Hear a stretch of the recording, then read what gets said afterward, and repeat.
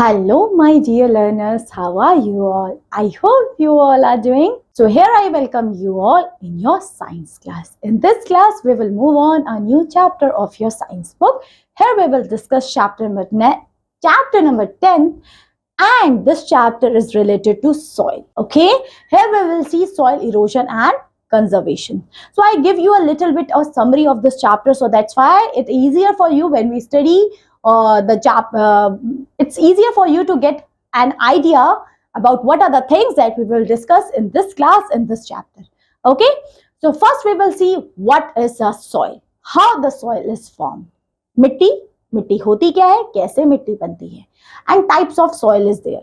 Okay, कौन कौन से तरीके की सॉइल होती है, सबसे पहले हम ये डिस्कस करेंगे. उसके बाद देखेंगे सॉइल इरोजन क्या होता है. सॉइल इरोजन क्या होता है, ठीक है, सॉइल इरोजन किसको बोलते हैं एंड वो कौन कौन सी चीजें हैं जिनकी वजह से सॉइल इरोजन हो रहा है. क्लियर, फिर ये देखेंगे.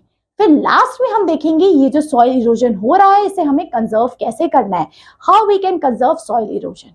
ओके, सो ये चीजों के बारे में हमें डिस्कस करना है अपनी इस क्लास में. तो चलिए फिर बिना कोई देरी करे इस क्लास को शुरू करते हैं और देखते हैं अपना ये इंटरेस्टिंग चैप्टर और इंटरेस्टिंग टॉपिक को. चलिए फिर, let's start. Chapter 10, soil erosion and conservation is the name of the chapter. Let's start. The uppermost layer of the earth is called a soil. Soil हमारी सबसे uppermost layer है अर्थ की, और अर्थ की सबसे पहली लेयर होती है वो है soil. Of course, मिट्टी है ना. It is made up of tiny pieces of rocks and remains of dead plants and animals. Soil किससे बनी है, छोटे रॉक्स के पीसेस से, और जो एनिमल्स और प्लांट्स मर गए हैं उससे सॉइल फॉर्म्ड हुई है. So soil is formed by the rock and by the death of plants and animals.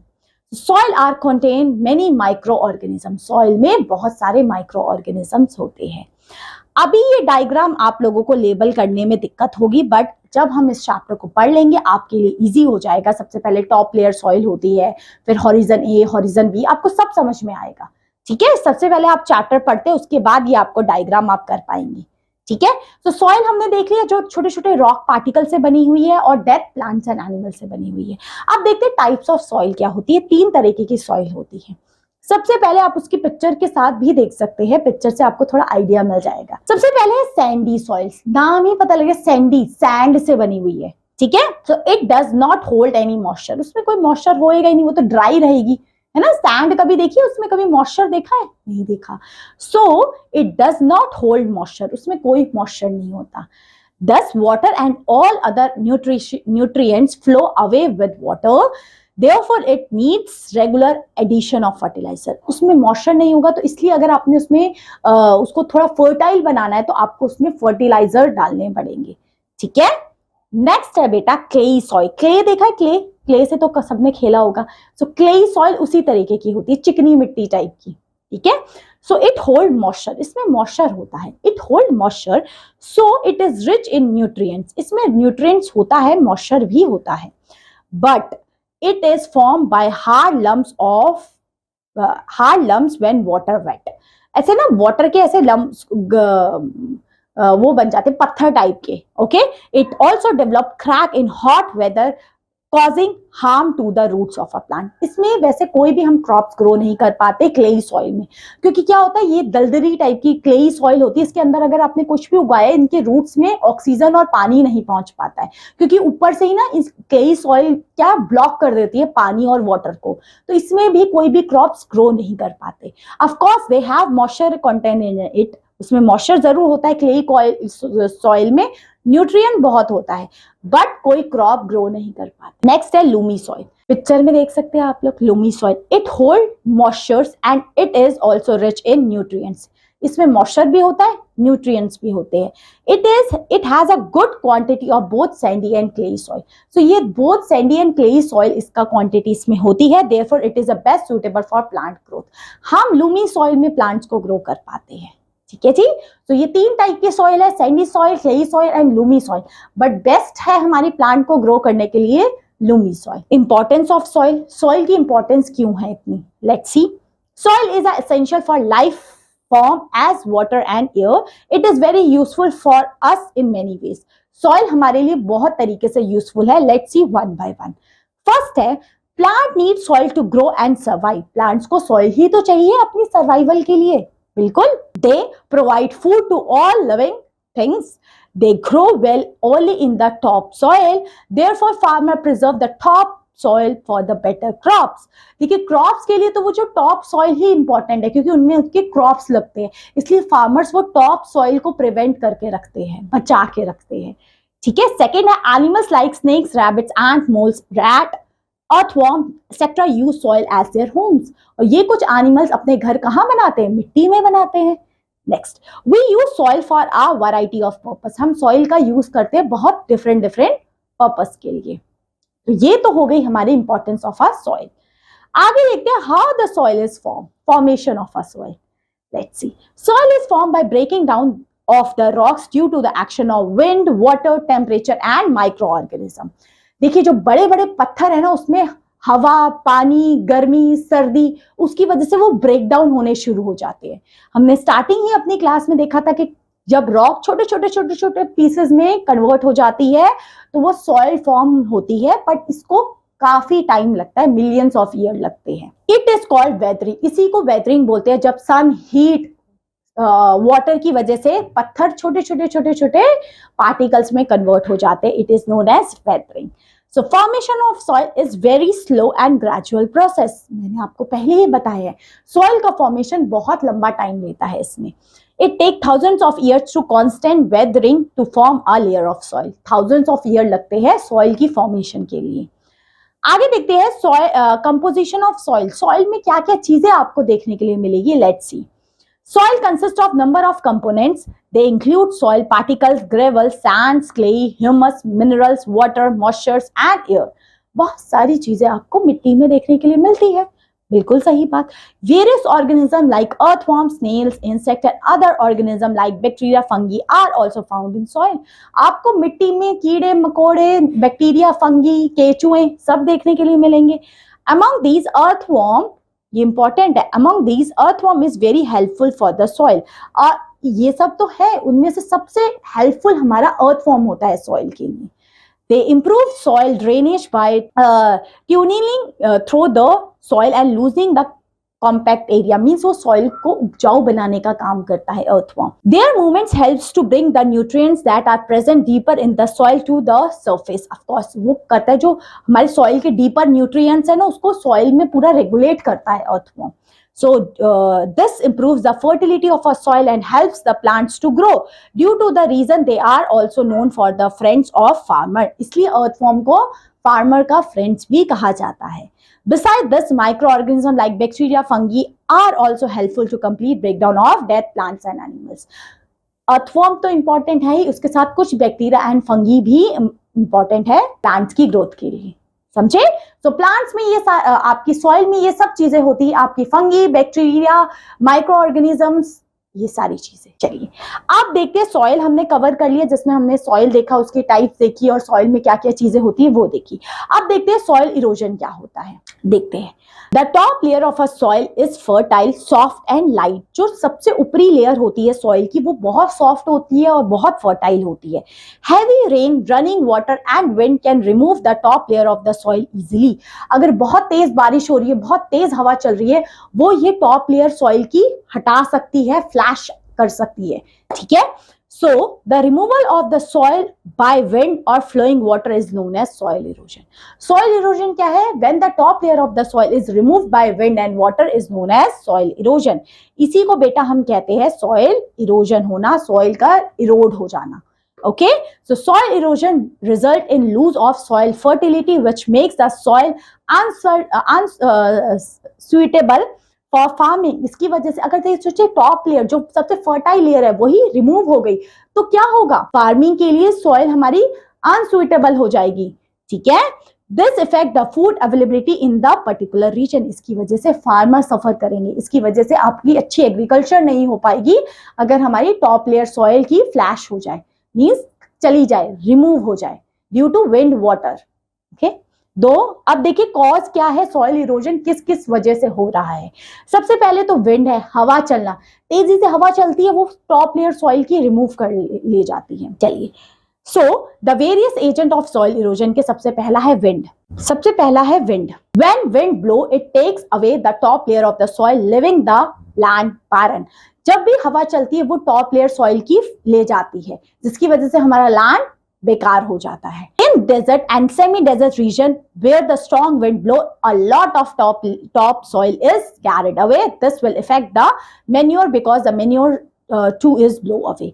इसलिए देखा है डेजर्ट एरियाज में और सेमी डेजर्टेड एरियाज में वहां ना टॉप लेयर सॉइल की विंड से रिमूव हो जाती है। इसकी वजह से वहां फर्टाइल ही नहीं है, वहां कोई प्लांट्स ग्रो ही नहीं कर पाते। नेक्स्ट देखते हैं वाटर की वजह से कैसे होता है। Water cause soil erosion in two ways. दो तरीके से पानी सॉइल इरोड करता है। Due to the rain and due to the running water bodies. Heavy rain flash the soil and running water takes a lot of soil. देखिए running water अपने साथ बहुत सारी सॉइल ले जाता है, या तो कभी बहुत तेज बारिश होती है वो सारी की सारी मिट्टी अपने साथ बहा के ले जाती है। Okay, so heavy rain flash the soil and running water lot of it. Running water हो चाहे आपकी हैवी रेन हो, दोनों ही हमारी टॉप लेयर सॉइल को फ्लैश कर देती है, लेके चली जाती है। सो water flow at a great speed down to the hills and loosen the particles of the soil. This result the washing away of a nutrient rich soil making the land barren, जिसकी वजह से हमारा land बिल्कुल बेकार हो जाता है क्योंकि उसकी टॉप लेयर सॉइल की हट जाती है, क्लियर हो जाती है। नेक्स्ट है बेटा ग्रेजिंग एनिमल्स। एनिमल को ग्रेज करने से कैसे हमारी टॉप लेयर सॉइल की निकल जा रही है, let's C. Over grazing by animals like cow, sheep, goat, etc. also cause soil erosion। अगर हम एनिमल्स को ओवर ग्रेज, ज्यादा ग्रेज कर लें तो क्या होगा, ये जो एनिमल्स ग्रेज कर करके उस टॉप लेयर की सॉइल को रिमूव कर देगी। So sometimes these animal graze on the same field continuously, so the grass covered get destroyed and the soil can be carried away by the wind by running water।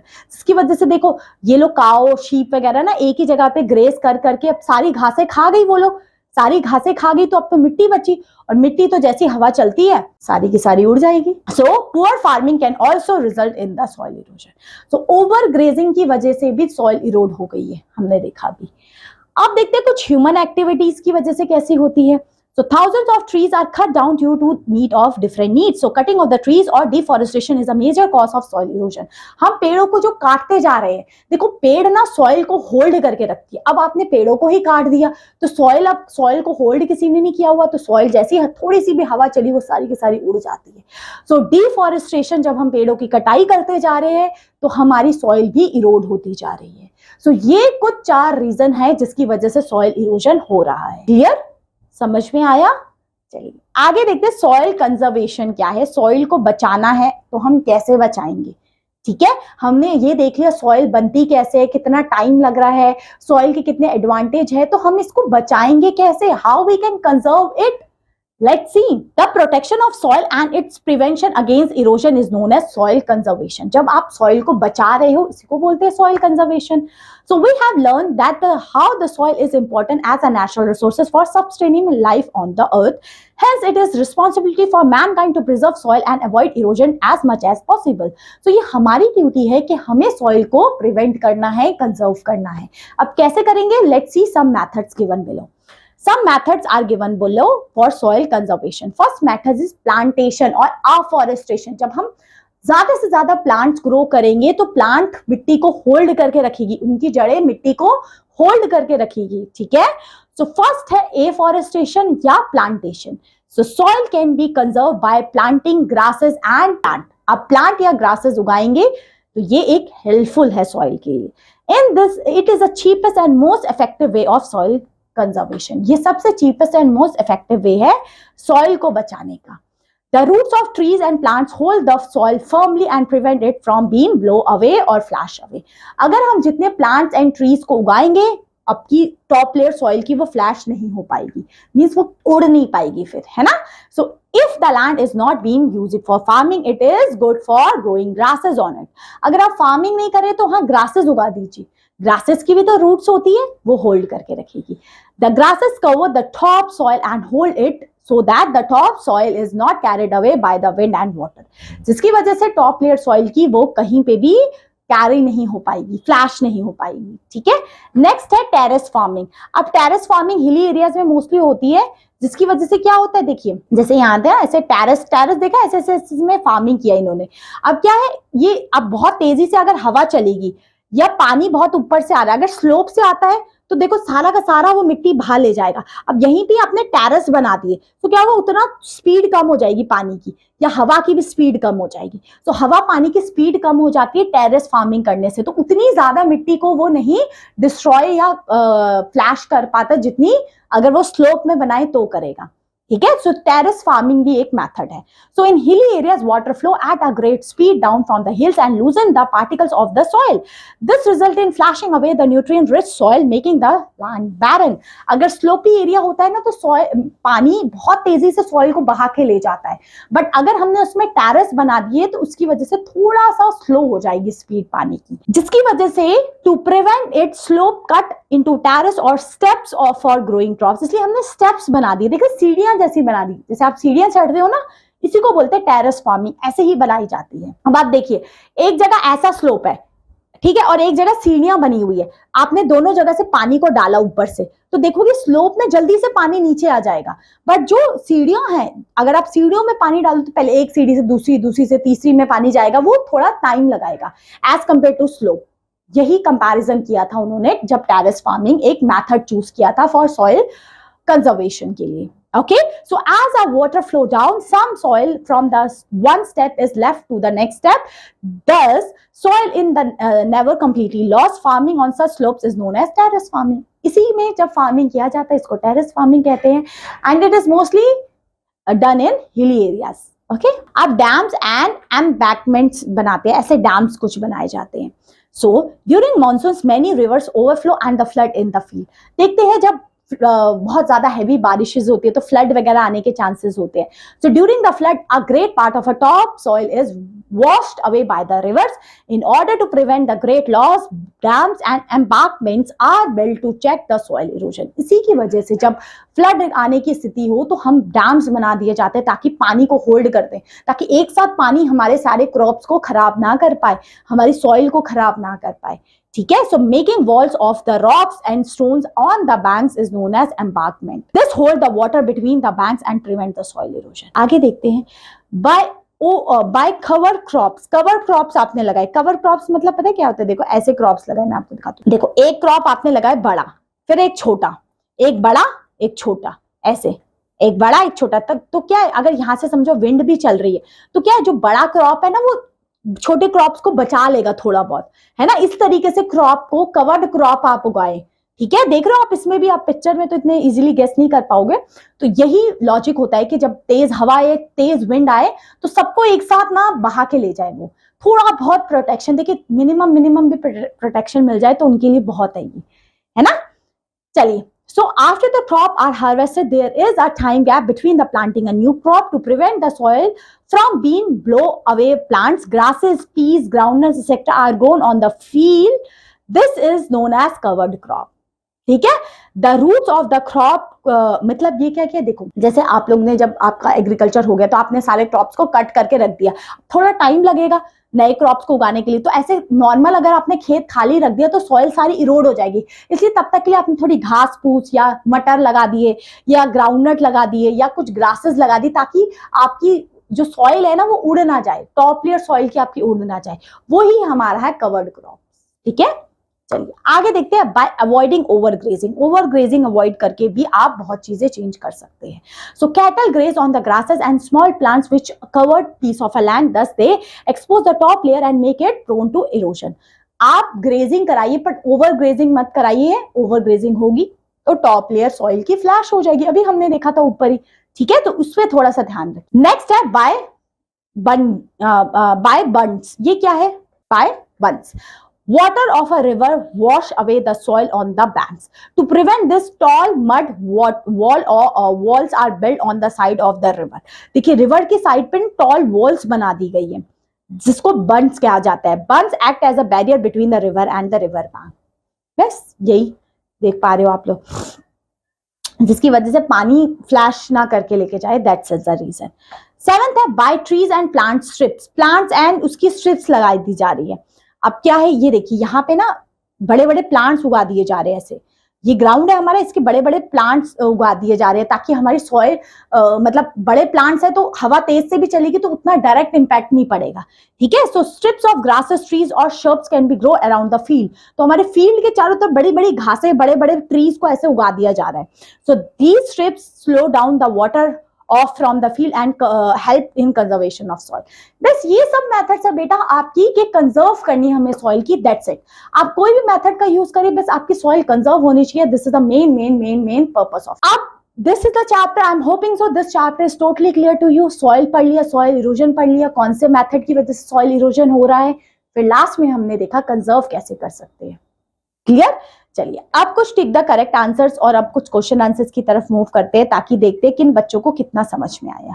वैसे तो आपको सारे questions आ ही जाएंगे, I am guaranteeing it. Okay, चलिए tick the correct options.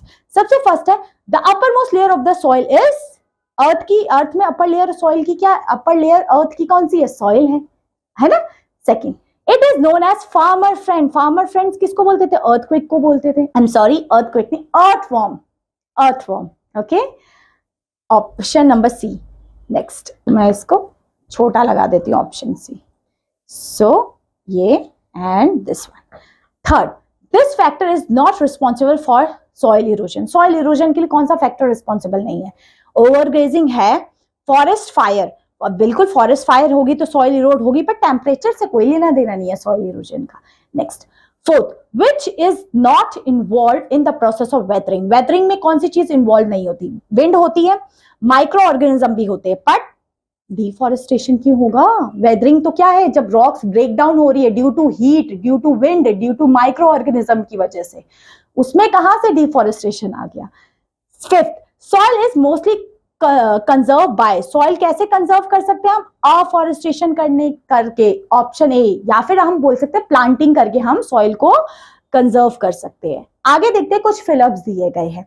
First, fill in the blank, soil does not hold any moisture. किसमें moisture नहीं होता है, बिल्कुल सही, सैंडी सॉइल में। नेक्स्ट बताइए, second, fill in the blank of soil is very slow and gradual process. Formation of soil, बिल्कुल सही, सॉइल का फॉर्मेशन बहुत धीरे प्रोसेस है, बहुत ग्रेजुअल प्रोसेस है। Third, fill in the blanks are very useful to the soil. Soil के लिए क्या यूजफुल है, अर्थवर्म बहुत यूजफुल है, option. Fourth, moving of water of river removes. क्या रिमूव कर देगा, आपकी सॉइल को and rock from its bank. बिल्कुल, सॉइल एंड रॉक को रिमूव कर देता है। तो हम ये दोनों 4 हो गए, समझे।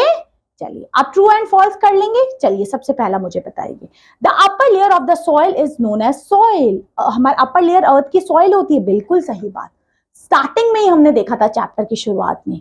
नेक्स्ट है, clayey soil hold moisture. Clayey soil moisture hold करती है, बिल्कुल सही। Next, Lumi soil has good quantity of both sandy and clayey soil, बिल्कुल सही, बिल्कुल पढ़ा था ना हमने। चलिए आगे बताइए मुझे, soil is not important as natural resource for sustaining life on the earth। तो गलत बोल दिया, नॉट लिख दिया उसने, नॉट को नोटिस किया आप लोगों ने, नॉट नहीं लिखा होता तो सही होता। चलिए, embankments hold the water between the banks and prevent the soil erosion, बिल्कुल सही, तभी तो बनाते हैं हम। strips of grasses, trees और shrubs can be grow on the middle of the field, बिल्कुल सही। चलिए अब मैचिंग बताइए, अफॉरेस्टेशन मतलब क्या होता है, प्लांटिंग मोर ट्रीज, प्लांट लगाना। Deforestation means cutting down the trees, ठीक है। सॉइल इरोजन से क्या होता है, सॉइल इरोजन क्या होता है, loss of soil is known as soil erosion. Soil conservation क्या होता है, protection of soil. And terrace farming क्या, एक टाइप फार्मिंग है, एक टाइप ऑफ फार्मिंग है जो हिली एरियाज में किया जाता है ताकि हम सॉइल को प्रिवेंट कर सके। अब गिव रीजन बताना है, grasses should be grow on barren land. Barren land पे ग्रासेस क्यों ग्रो करते हैं, so that's why grasses will hold the soil, so that why the soil cannot erode, that's why is the main reason to grow grasses on the barren land। barren land मतलब Banjara land, जो खाली land ऐसी पड़ा है उसमें grasses उगा दीजिए आप, ठीक है। Overgrazing by cattle should be avoided, बिल्कुल सही। if the animals if we can overgraze the soil, then it will remove the grasses from the soil and then it is easier for the wind to blow away the top layer of the soil। इसलिए बोलते हैं overgrazing, animals की overgrazing नहीं होनी चाहिए, ठीक है। अब क्वेश्चन आंसर है, what is soil, the top layer of the earth is known as soil. Why it is important, very good, it is very important, so that's why it is helpful to grow the lots of crop in it, है ना। Soil क्यों important होती है? Crops को grow करने के लिए। Soil conservation क्या होता है? When we prevent the top layer of the soil is known as conservation of soil. And how we can conserve, अभी सारे मेथड्स हमने देख लिए, डैम, टेरेस फार्मिंग करके, प्लांटिंग ट्री करके, ये सारे मेथड्स है। Next, write 4 ways in which you can form conserve the soil। ये तो लिख लोगे 4 methods, जिसमें terrace farming, planting the trees, dams का बनाना, है ना, ओवर ग्रेजिंग को स्टॉप करना, ये सारे मेथड्स आप लिख सकते हैं। ठीक है, अब ये आपका होमवर्क है, ये अभी हमने देखा था कि सॉइल इरोजन होती क्या है, आप लिख लेंगे। कंजर्वेशन क्या होता है, वेदरिंग किसको बोलते हैं, एंड टेरेस फार्मिंग किसको बोलते हैं, कर लेंगे। ओके, चलिए अब ये तो पता लग जाएगा आपको, आइडेंटिफाई द मेथड। ये कौन सा है? डैम्स को बिल्ड करने वाला मेथड था, ये तो हमने पढ़ा ही था, है ना, किस तरीके से हमने रिवर्स को में वॉल्स बना दी थी ताकि हमारी सॉइल इरोड ना हो पाए, है ना। तो यही कुछ मेथड्स है आपकी इसकी चैप्टर में। I am hoping so this chapter is totally clear to you. अच्छे से समझ में आया, पूरा क्लियर हो गया। तो यही थी आपकी क्लास, यही था आपका चैप्टर। अब आपसे मिलते हैं आपकी नेक्स्ट क्लास में, तब तक के लिए इस चैप्टर को अच्छे से रिवाइज करिए, एंड कोई भी डाउट हो तो let me know in the comment section. Then take care of yourself and have a great day. Bye bye.